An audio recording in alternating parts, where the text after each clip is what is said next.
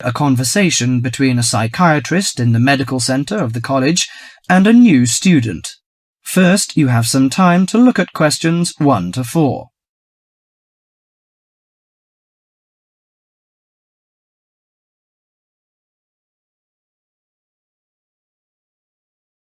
Now listen carefully to the conversation and answer questions 1 to 4. Hello, sit down, please. Thank you. Now, you are a new patient, aren't you? Yes, that's right. OK, so I'd better get some basic details down first. Right, we'll start with your name. Martin Hansen. Do you spell that S-O-N or S-E-N? Hansen. OK, and you're a first-year student? Yes, I am. Study in? Electronics, actually. I hope you enjoy it. Thanks. And your address? 2805 Hesperian Avenue, Hayward. 2805 and Hesperian. Yes, that's Hesperian. Hayward, Hayward. And your phone number? 734-246-55. 734-264-55. No, you got the 6 and the 4 the wrong way round. It's 246-55. Huh? Sorry, right. And, when were you born? The 15th of June, 1986. Here in New Zealand? No, I was born in Sydney.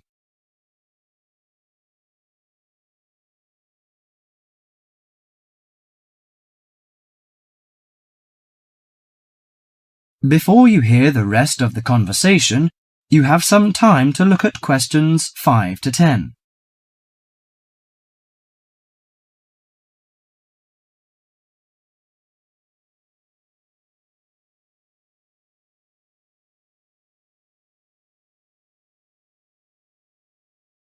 Now listen to the conversation and answer questions 5 to 10. Good. So, what's your problem? Well, frankly, I wonder whether it is a problem. I get the blues, and it lasts for quite a while. I don't know how to... Yes, we all feel sad or get the blues now and again. Generally, our sadness lessens in time, and with the support of friends. However, if the depression leads to difficulty in thinking and greatly disrupts your daily routine, it can be evidence of a psychiatric problem. What do you feel exactly? I always feel sad and worthless. I find it hard to fall asleep and wake up early in the morning. How long has it lasted? Nearly half a month. Do you feel fatigue or loss of energy? Or you may have lost interest or pleasure in usual activities? Yes, sometimes. At first I thought I could overcome it by myself, but I failed, and I'm so glad that you came here. It seems that you are suffering mild depression from your symptoms. Depression? Yes, I feel depressed sometimes. But why would I... Depression may occur as a result of biochemical changes in the body. Alcohol, amphetamines, cocaine, and LSD can bring on depression. Those who have a family history of depression usually have a greater risk of depression. Sometimes the worrying changes in life can lead to depression. I see. I had a really bad breakup of a love relationship. It makes me feel hopeless. Do you think I need some treatment? Yes. Antidepressant medications are often used to treat depression, if it is serious. But I don't suggest them at first because of the side effects. I suggest psychotherapy, which can give you support and help you regain control. So do I need to come here every day? No, I will arrange counselling sessions for you, which will last 12 to 20 weeks. You come here once or twice each week. The psychotherapy is directed at helping you gain insight and understanding about events in your life, which may have contributed to your depression. With growing insight, you can often learn more effective ways of coping with your feelings and changing your behaviour. What can I do to take care of myself? Well, at first you should do some physical exercises on a regular basis, at least 3 times a week. How is your food? Do you eat well? Yes, I think so. I eat at my homestay family. Good. Find a hobby or a positive recreational activity to participate in once or twice a week. I know it's difficult for you, though. When you feel it's hard to overcome the depression, come to the counselling session. Remember, ask for help if the load is too heavy to handle. Yes, I'll try. So, when will my counselling session begin? I'm going to arrange that for you. That is the end of part 1. You now have half a minute to check your answers.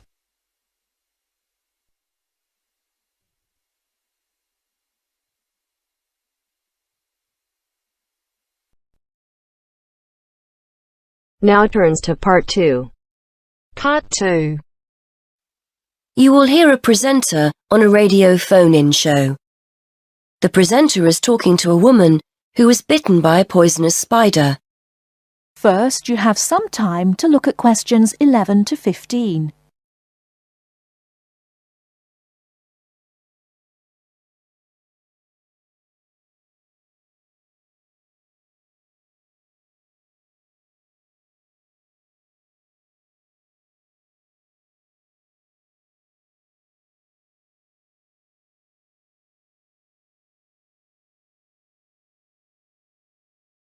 Now, listen carefully and answer questions 11 to 15. Today, we're continuing our Traveller's Tales. On the line we have Amanda Toddington, who had quite a nasty experience in Australia last year. Isn't that right, Amanda? Yes. My husband and I were on holiday and we were staying at a friend's house on the coast near Brisbane. It was towards the end of the holiday and I was about to go into the garden and enjoy my breakfast. I walked out into the kitchen, slid my left foot into my shoe and felt a tiny sting. It was pretty painless, but I shook the shoe off my foot and saw this tiny spider running out as the shoe hit the wall. Anyway, not being an expert, I presumed the worst, that I'd been bitten by something that was going to kill me, and I completely lost control. I don't think I've ever screamed so much in all my life. We'd been told beforehand to always check our shoes before putting them on, as it's a common way to get bitten.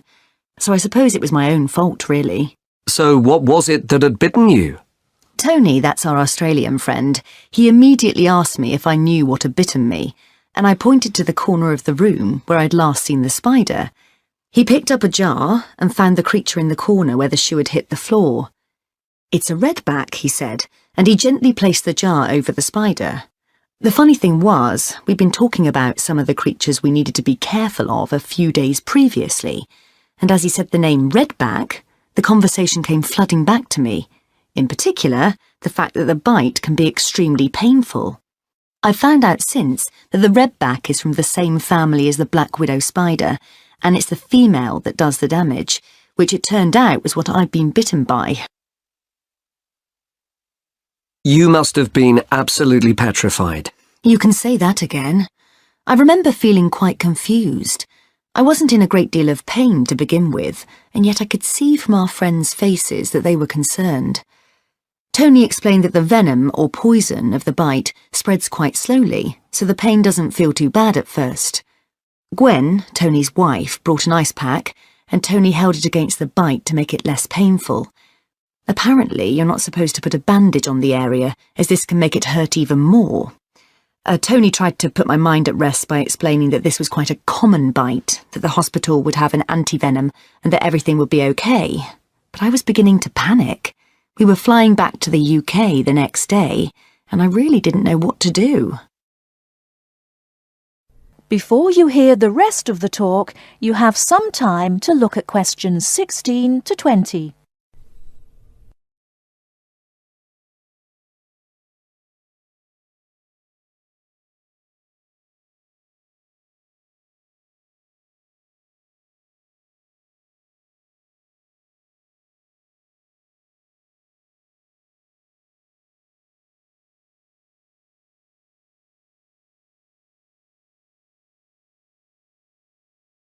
Now listen and answer questions 16 to 20. So what did you do? Well, Tony phoned the doctor, who told him to check my symptoms for the next hour or two. As time went on, the pain became very intense, from my foot right up to my knee. My husband was on the internet and was reading out the possible symptoms. I wasn't feeling sick, and I hadn't yet developed a fever, but I had a terrible headache, and my foot was beginning to swell up. At this point, Tony decided to take me to the local hospital to be on the safe side. I really didn't want to go, as I had visions of being kept in for days and all our plans being spoilt. But Tony and my husband insisted. When we got to the hospital, I was relieved to see how casual everyone was when Tony explained I'd been bitten by a red-backed spider. They told me to take a seat and got on with their work. And did you receive any treatment? By the time I got to see a doctor, the pain was very intense indeed, and I was getting quite upset. The doctor decided to give me a dose of an antivenom, which he assured me would eventually deal with the problem. Unfortunately, he also explained that it wouldn't have an immediate effect and the symptoms might last for several days. But the story has a happy ending. My husband managed to book us onto another plane 1 week later. And even better news was that the symptoms of the bite finally cleared up after about 24 hours. Within a couple of days, I was back to normal again. So thanks to the spider, we managed to extend our holiday by a week.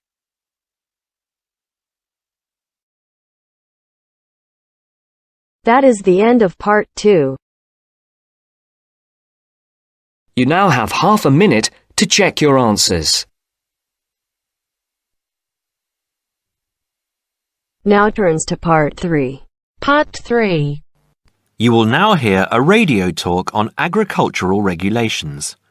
First, you have some time to look at questions 21 to 25.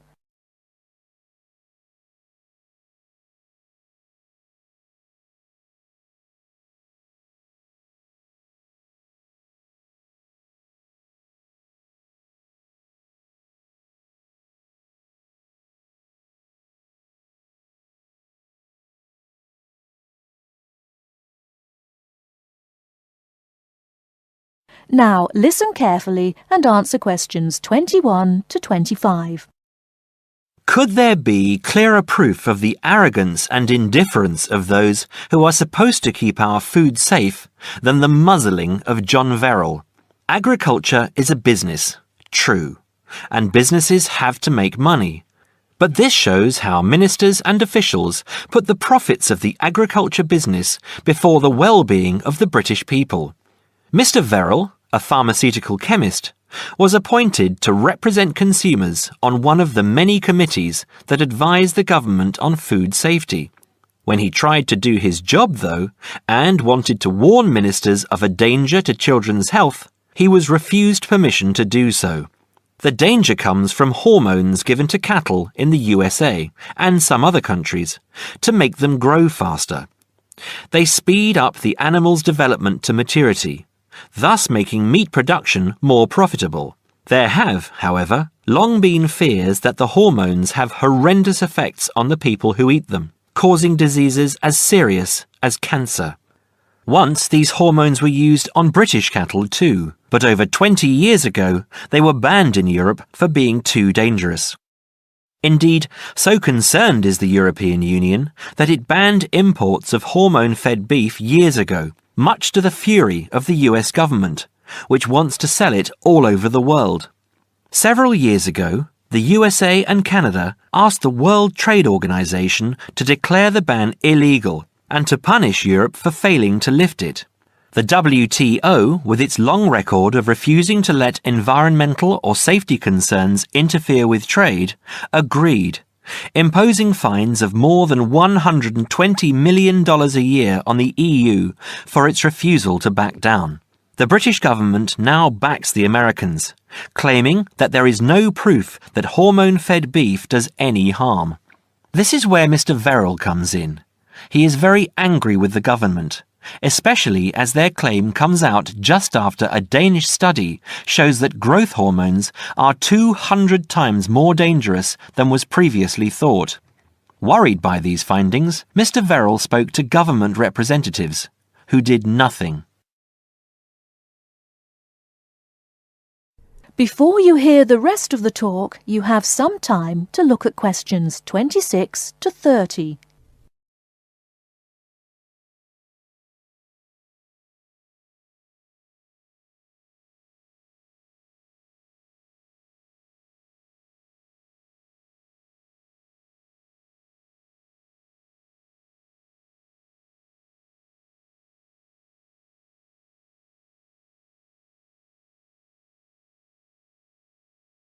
Now listen and answer questions 26 to 30.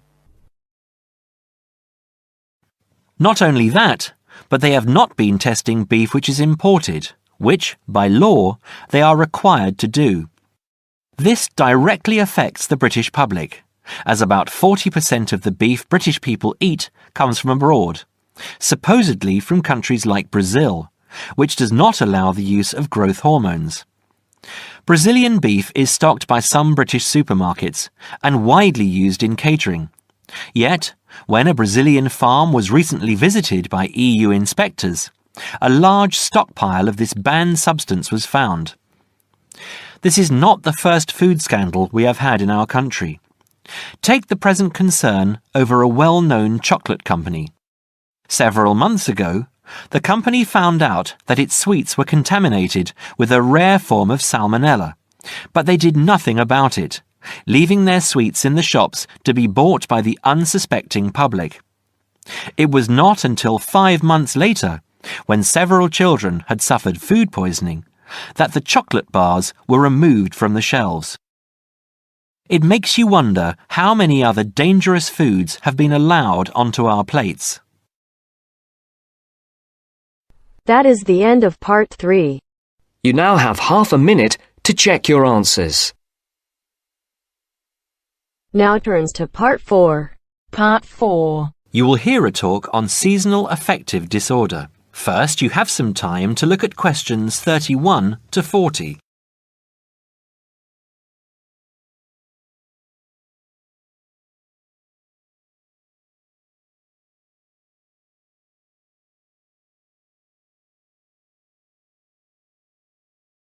Now listen carefully and answer questions 31 to 40.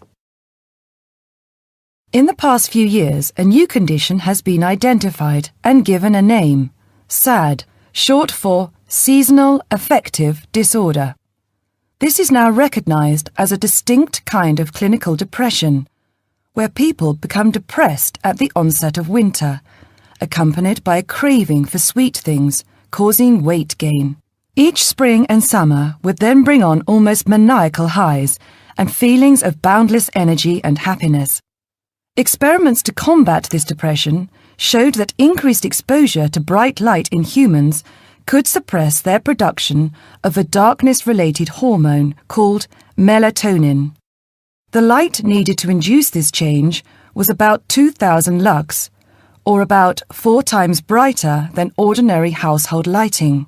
It was then calculated that if bright light could suppress melatonin secretion, then it might have other effects on the brain, including the reversal of symptoms of depression. While melatonin's precise role in SAD has not been pinned down, the theory led to effective treatment. Not surprisingly, SAD affects more people where winter nights are longer and days shorter. In the UK, an estimated 500,000 adults develop full-blown SAD in winter, and twice this number suffer the milder condition called subsyndromal SAD. About 80% of sufferers improve when given light therapy, and improvement usually comes within 2 to 4 days. Scientists are still unsure why winter depression happens, but more than a decade of research has turned up some surprising findings. Nearly 80% of SAD victims are women. Researchers are uncertain why this is so. SAD can affect people at any age, but typically it begins around the age of 20 and becomes less common between 40 and 50. SAD is comparatively rare in children and adolescents, but so far researchers have been unable to come up with a logical reason for this. As many as half of SAD sufferers have at least one family member with depressive illness, suggesting that the depression has a genetic component. Some patients experience shifts in their body clocks when they're depressed in winter. They are morning people at one time of the year and become evening people at another. What is the underlying difference between SAD sufferers and others? A clue can be found in carbohydrate craving, a common symptom. People often become obsessed with chocolate, for example. Carbohydrates alter brain chemistry by increasing the level of a soothing chemical called serotonin, a neurotransmitter that carries signals between brain cells. SAD sufferers crave carbohydrates because they may need serotonin to lift their mood. This craving can be intense, in fact, an addiction. It may be that the serotonin system of the brain has problems regulating itself during the winter. Some SAD sufferers respond well to the drug Prozac, thought to influence the brain's serotonin-using system. Other brain chemicals and hormones probably play a role in winter depression. Another neurotransmitter, dopamine, for example, may be inadequate in certain cases. Researchers hope to uncover clues to SAD's secret by probing similarities between SAD and hibernation. Though no valid link between the two has been established, some SAD patients say they feel like hibernating animals. SAD sufferers tend to put on fat in autumn and early winter, roughly the time when such hibernators as bears and squirrels do. That is the end of part 4. You now have half a minute to check your answers.